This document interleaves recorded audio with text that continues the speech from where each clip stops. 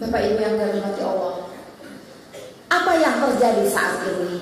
Bagaimana negeri yang sangat Bapak Ibu cintai, yang konon mayoritas Muslim, yang katanya di negeri ini subur dengan pesantrennya, dengan sekolah Islamnya, banyak sekali ustadz-ustadzanya, banyak sekali ulama-ulamanya, dan bagaimana negeri ini diperjuangkan oleh orang-orang yang bertauhid, oleh orang-orang yang beriman dan bertakwa, orang-orang yang berilmu atau ulama. Mereka benar-benar memperjuangkan negeri ini, bukan dengan kekuatan persenjataan, bukan dengan kekuatan Maryam. Bagaimana lagi persenjataan konflik lainnya? Sungguh dengan kekuatan kalimat thayyibah la ilaha illallah Muhammadur Rasulullah. Setelah sekian puluh tahun merdeka, benarkah kita sudah merdeka? Benarkah kita sudah merdeka? Kita memang sudah merdeka. Akan tetapi Allah membangunkan kita. Kita diserang dengan berbagai macam permasalahan. Benarkah kita ini sudah merdeka?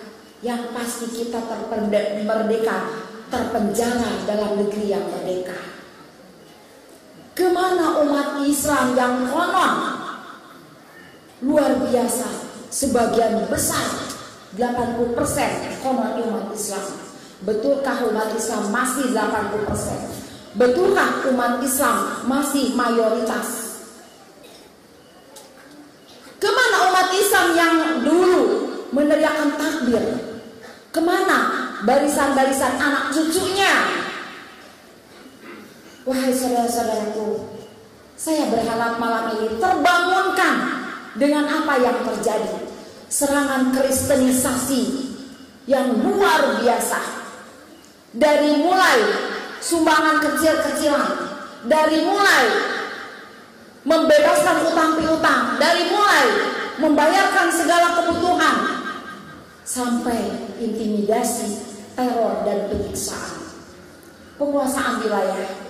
Nanti Bapak Ibu akan mendengar langsung dari pelaku bagaimana seorang misionaris yang dulu bernama Bernard. Tapi saya sendiri, selain Pak Bernard akan menyampaikan misi-misi beliau dan teman-temannya beliau, saya langsung berhadapan dengan mereka. Saya langsung berhadapan dengan mereka. Apakah ini sekedar isu? Satu orang yang bernama Johannes Arias Pembaptis, saya pernah bawa ke Ansarullah. 9.000 telah dia murtadkan. Seringkali menangis, Umi, bagaimana saya menebus dosa saya?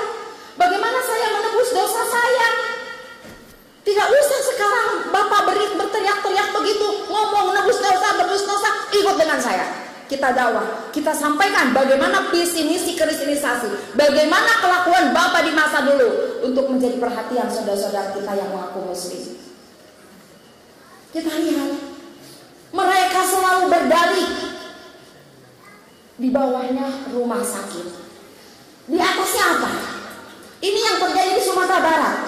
Bagaimana kasus Siloam yang menghebohkan. Jangan sampai Bapak Ibu sesulit apapun menjual tanah-tanah mereka, tanah-tanah kita kepada mereka.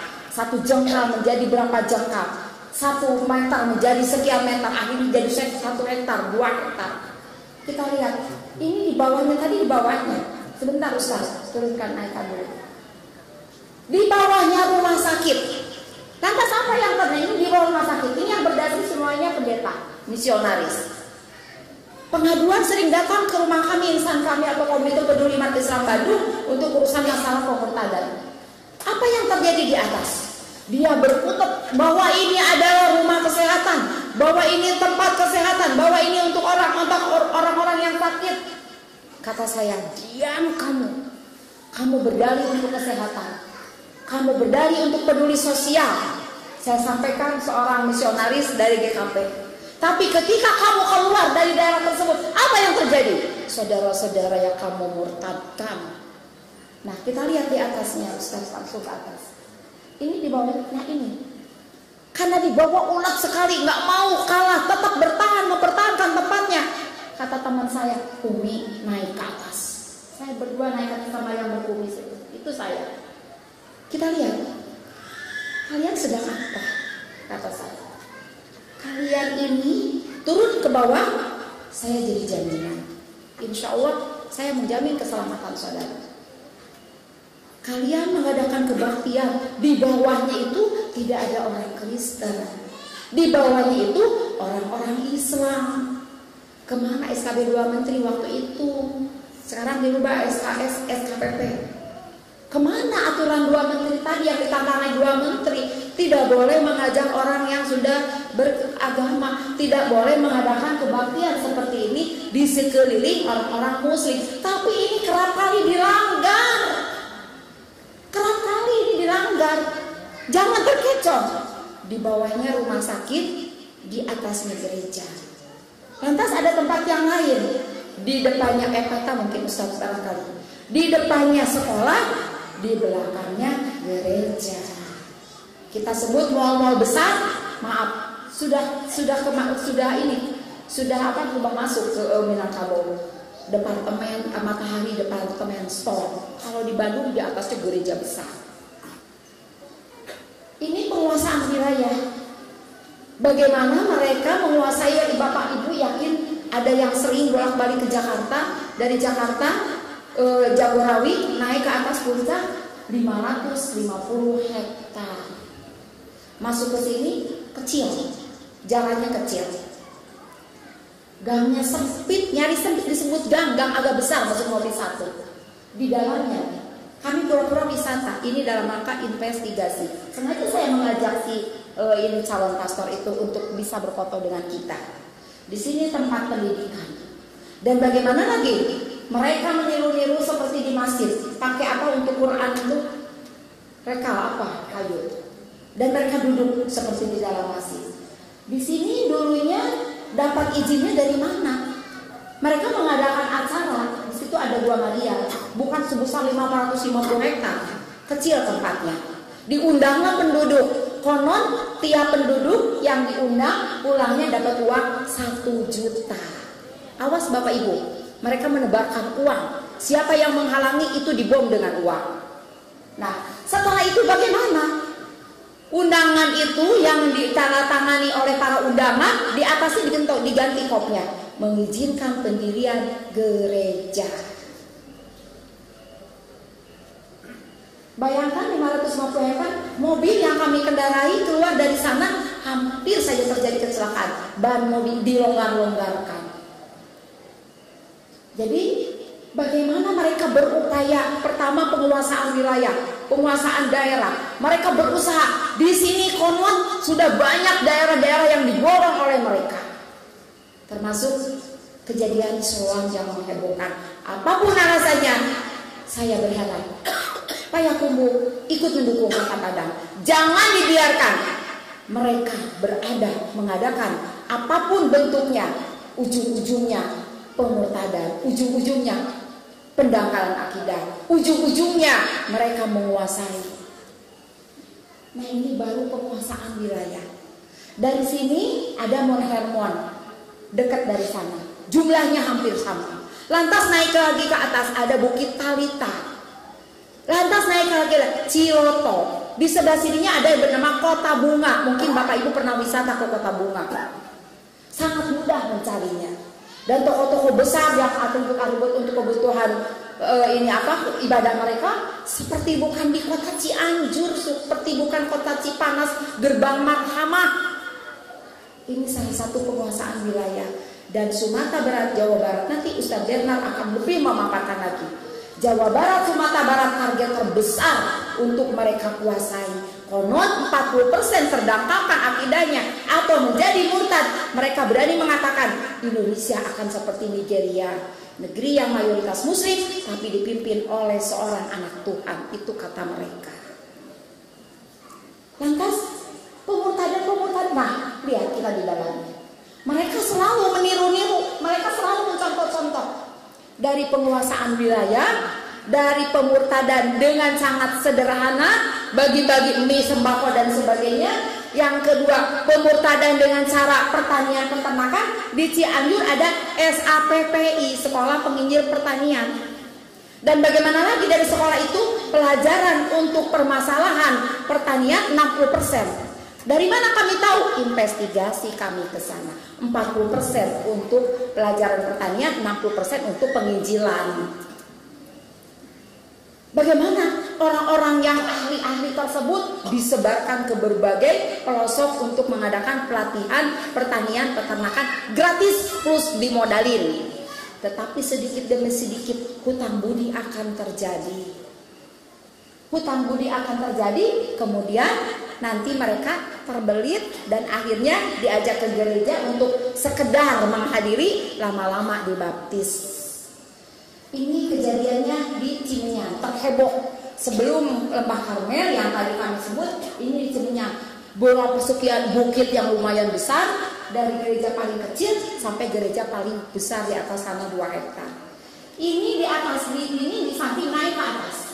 Nah, Yayasan Epata. Bunda, cepat Bunda, udah hampir jadi. Bunda, cepat Bunda, hampir jadi. Itu Iwan-Iwan yang laporan. Kalian dong maju, kan antum dong yang maju. Saya kan udah sekian banyak PR yang saya kerjakan di sana. Aduh Bunda, cepetan Bunda, ini udah hampir biarin. Suruh jadi, suruh diresmikan. Hari Rabu diresmikan sebagai sekolah dan poliklinik di bawahnya. Maka hari Rabunya diresmikan pagi hari, sorenya saya datang ke sini, kami tutup. Tuh situ ininya pendetanya. Ini orang Ambon yang memilikannya. Kata mereka, biar aja, silakan, katanya Ustadz harinya mana? Mana Ustadz hari? Silakan Ustadz hari, ambil aja setelah kita gebrak, setelah kita tutup. Kata saya, kata teman-teman, jangan, biarkan aja. Ini orang Ambon yang mencopot yayasan kata. Di sini saya jadi terkenal, saya masuk ke internet. Karena sekian gereja di atasnya sudah kita hentikan kegiatannya karena tidak ada izin sekelilingnya orang Kristen, orang Islam. Jangan kalah oleh seorang eis. Badan saya kecil, sekarang agak berisi lebih kecil dari ini badan saya. Nah ini sudah perjanjian. Selalu kita ikat dengan surat perjanjian. Di daerah sini naik ke atas nanti mungkin Ustaz bisa menjelaskan sebenarnya 40 orang kurang lebih dimurtadkan. Dan sudah ada sekian pendeta yang dibina oleh mereka, sudah bukan pendeta lagi, sudah jadi misionaris. Dan konon awalnya tukang mimpin doa, yang perempuan istrinya tukang ngajar ngaji. Nah, ini di atas dari yang tadi. Mereka selalu datang ke tempat-tempat yang sulit, ke tempat-tempat terpencil, ke tempat-tempat yang susah. Nah, ini tempatnya sangat sulit dijangkau. Untuk datang ke sini kalau tidak ada kendaraan, pada maghrib ke sana tidak ada kendaraan, pada asar ke sana juga jarang. 3 jam untuk berjalan dan itu lumayan. 3 jam itu bukan jalan yang enak, jalan berbatu-batu, bongkahan batu-batu. Ini gereja yang terkecil. Barangkali Ustaz bisa dilihat dalamnya. Mana Ustaz? Nggak bisa. Ini gereja kecil. Asalnya bisa dibuka ya. Nah ini gereja kecil. Dan ini yang sebentar Ustaz. Dan ini adalah sudah jadi misionaris kecil, seorang ibu. Saya terus membicarakan, maaf ya Bu, kan Nabi Isa itu terkemuka dunia akhirat. Maka Bibelnya pun berbahasa Sunda kental. Sama seperti di Minangkabau, berbahasa Minangkabau dengan Minangkabau sekali, bahasa Padang. Kita temukan di pasar Padang Panjang. Maaf, dah itu mah udah terkemuka dunia dan akhirat. Maaf Ibu, seluruh Nabi dan Rasul terkemuka pada zamannya. Akan tetapi seluruh Nabi beriman dan seluruh Nabi agamanya Islam. Saya terus mendesak ibu ini, bengong, bingung. Karena dogmatis, mereka beriman, mereka mengakui, bukan mengerti. Nanti Ustaz Bernal akan menerangkannya, Ustaz ya. Bukan karena mengerti, lapar, perlu bantuan, perlu santunan. Mereka awam, mereka tidak tahu Islam itu seperti apa. Jadi yang salah tuh kita lagi. Ya, kalau diundang di perkotaan diamplopin. disuguhin. Tapi kalau ke sini kita harus datang sendiri, ongkos sendiri, makan pun sendiri, air minum bekal sendiri. Selesai ngisi kajian kita berbagi sama mereka.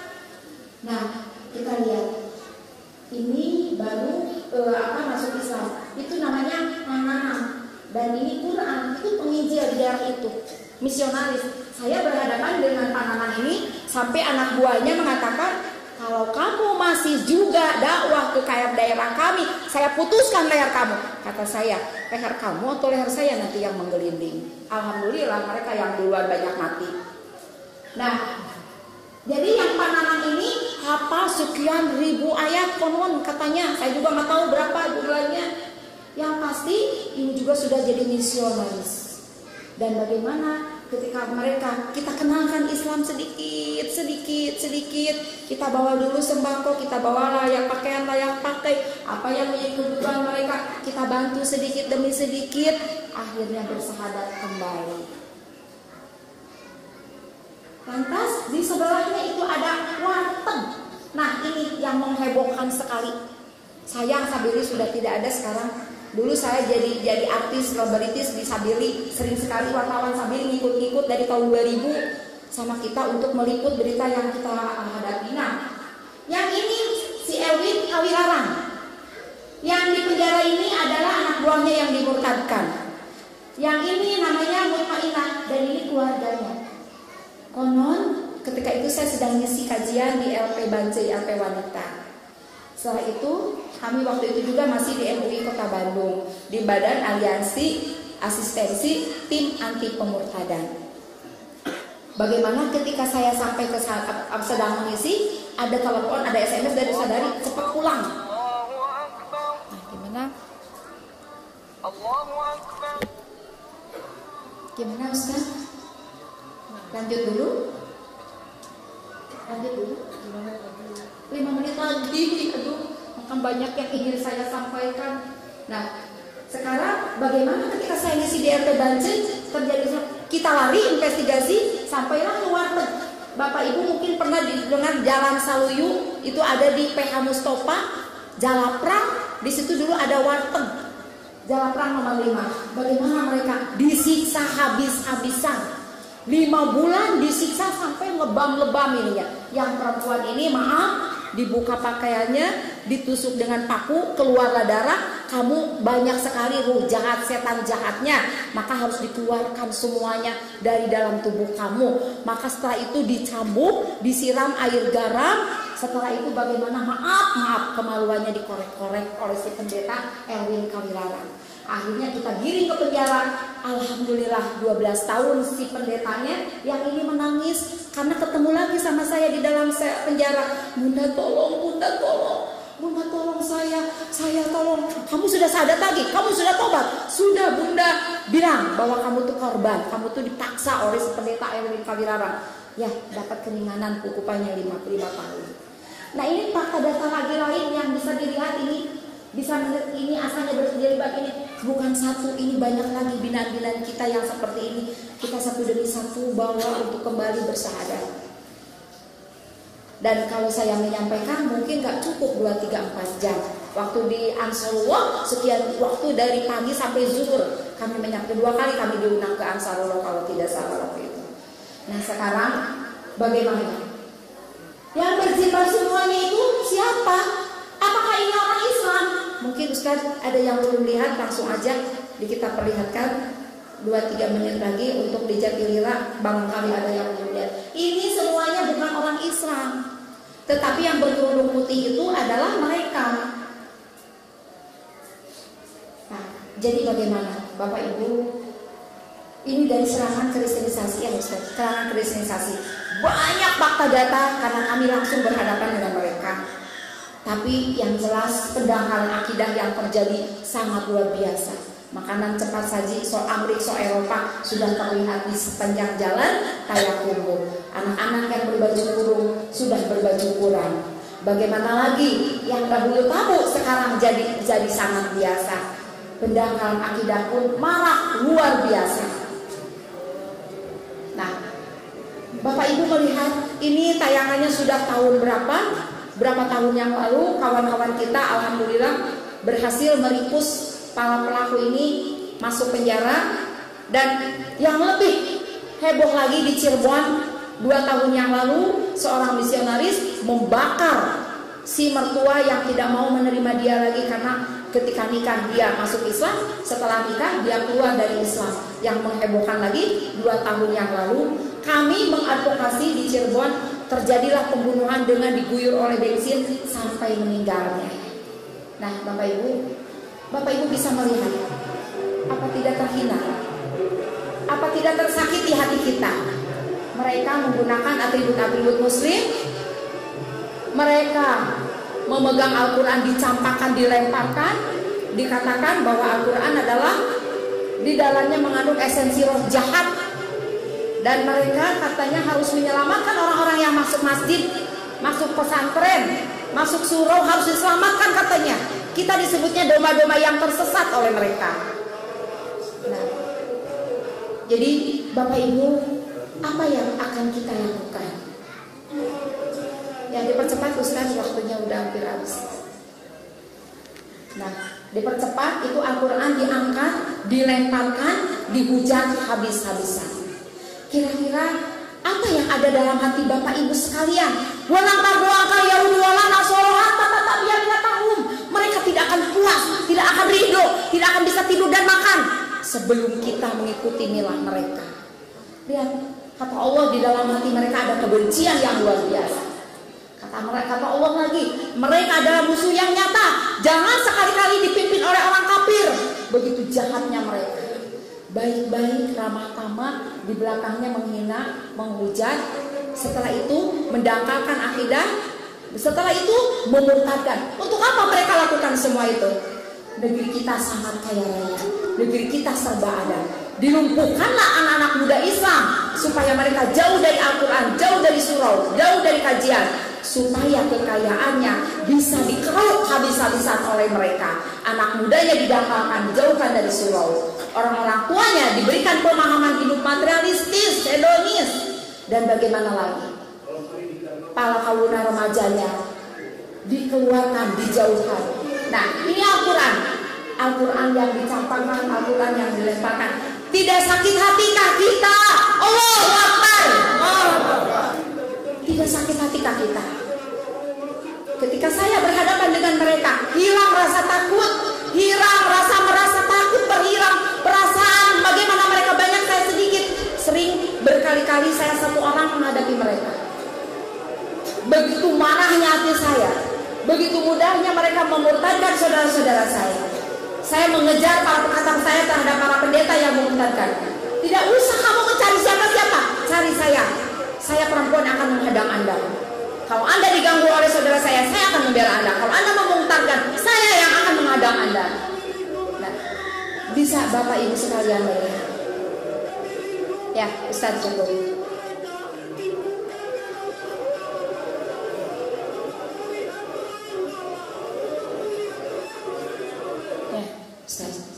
Kurang lebih seperti itu. Banyak yang ingin saya sampaikan, tapi waktu juga yang membatasi. Gempa-gempa Pangalengan, Pariaman, Aceh, Jogja, Pangandaran. Kami dengan tim pimpinan imamnya adalah Ustaz Hari Nugraha, kami berusaha mengejar mereka.